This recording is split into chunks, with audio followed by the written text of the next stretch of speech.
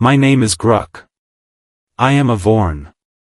We are large, gray, four-armed creatures with the general temperament of a storm and the patience of a starving predator. I have seen wars. I have watched solar systems get renegotiated at gunpoint. I have watched species collapse into dust and blow away across the void. None of that, I want you to know, prepared me for the night a single human walked into Sabo's pit. Sabo's pit is not a bar you stumble into by accident. It sits on the lower ring of Vex Station, wedged between a weapons dealer and a place that sells things with no labels and even less legal standing. The sign outside is missing 2 letters and has a burn mark shaped like a screaming face. The lighting inside is the color of old blood. The clientele are, shall we say, not the type who file complaints with management. They are the type who become the reason management needs replacing. On that particular evening, the bar held 37 beings of varying lethality. There was Orven, a scrothy mercenary with 6 eyes and a reputation that made customs officers suddenly remember urgent appointments elsewhere. There was Tulga, a Brecken enforcer the size of a small vehicle, who had once cracked open a pressurized hull door with his bare hands because someone owed him money and he found locked doors to be personally offensive. There were others. Many others. All of them armed. All of them dangerous. All of them the kind of people who solved problems not with words but with finality. Then the door opened. He walked in like the universe owed him a drink. The human. Male, apparently, based on the skeletal structure, though I admit our species has trouble distinguishing. Medium height by human standards, which meant he barely cleared Tulga's shoulder. He had dark brown skin, short hair, and the kind of face that looked like it had been told bad news many times and had simply started finding it funny. He was wearing a jacket that was either very expensive or had been through a war, and both options seemed equally likely. He had no visible weapons, which was either the bravest thing I had ever seen or the most catastrophically uninformed. His name, we would later learn, was Marcus Vael. A cargo hauler. Unarmed. Alone. The entire bar went quiet. Now, when I say quiet, I want to paint you the correct picture. Sabo's pit is never quiet. It is always full of snarling and argument and the wet sound of drinks being consumed by species with too many mouths. But when Marcus walked in, every single conversation stopped. 37 hardened killers turned to look at the human who had just entered their establishment. Marcus looked back. He scanned the room with an expression of mild interest, the way a person at a market might look at fruit to see if any of it was ripe. Then he walked to the bar, sat down on a stool, and said, quite casually, to Sabo himself, whatever's cheap. Sabo, a drin with 4 tentacles and a policy of no questions, looked at this human for a very long moment. Then, because Sabo had survived 40 years in this business by having superb instincts, he poured the drink without a word. Orven stood up. I should explain what Orven standing up meant. It was a communal event.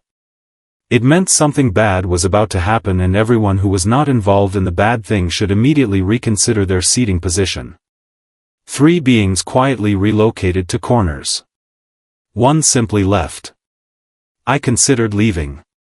I did not, because I am a journalist, technically, and I had been on the station for 6 days hoping to find a story, and my professional conscience was unfortunately stronger than my self-preservation instinct. Orven crossed the bar floor. He was large, even by scrothy standards. Each of his 6 eyes caught the dim red light differently. He stopped directly behind Marcus and leaned down until his mouth was near the human's ear. You, Orven said, in the trade tongue, slowly, like he was speaking to something he was about to step on, are in the wrong place. Marcus did not flinch. He did not tense.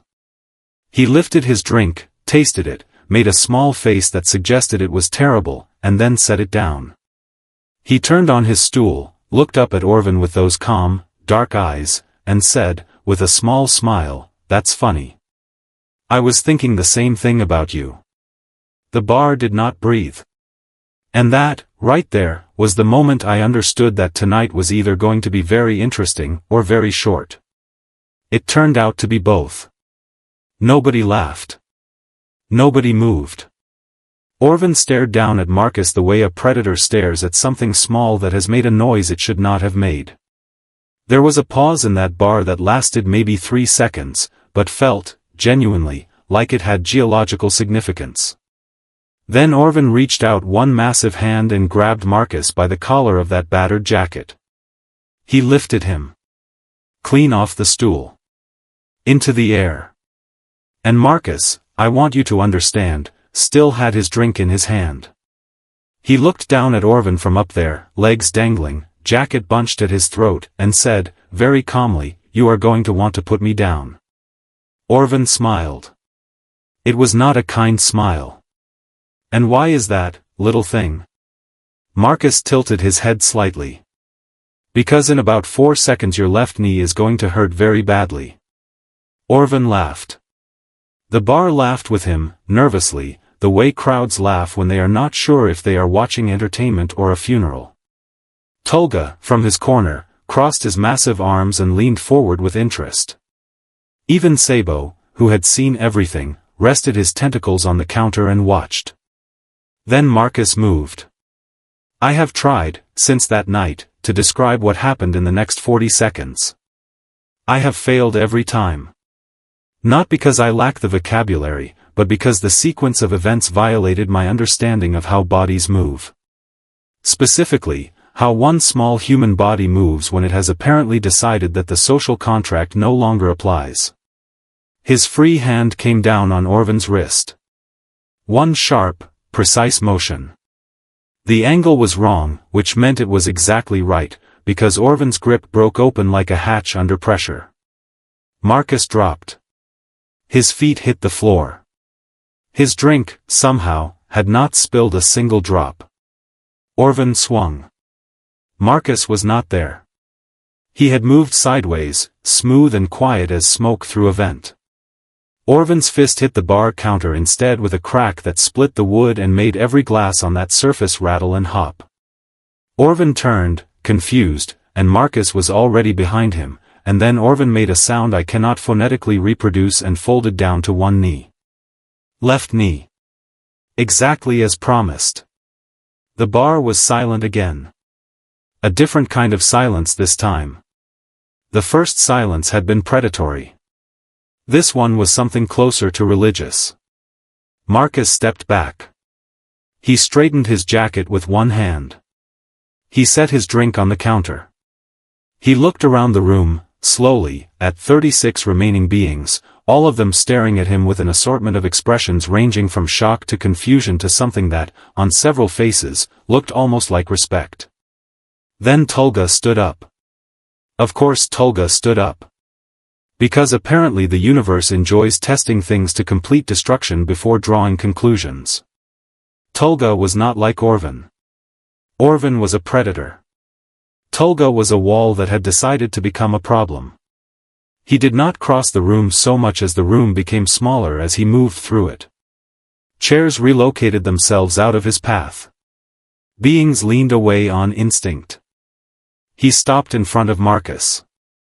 He looked down. Marcus looked up. You hit Orven, Tulga said. His voice was like gravel being processed industrially. He started it, Marcus said. I am going to finish it, Tulga said. Marcus nodded slowly, as if this was a reasonable position to hold. He reached into his jacket, and every being in that bar tensed simultaneously, 36 hands moving toward 36 weapons. Marcus produced a small, flat card. He held it up toward Tulga. Tulga stared at it.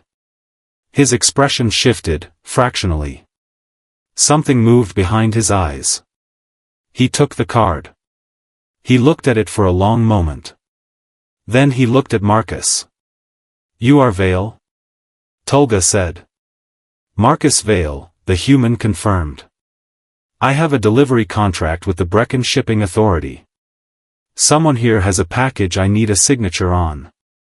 I have been looking for this station for 3 days. My navigation interface is broken, I have eaten nothing but compressed ration blocks since Kern Port, and I have a very tight schedule.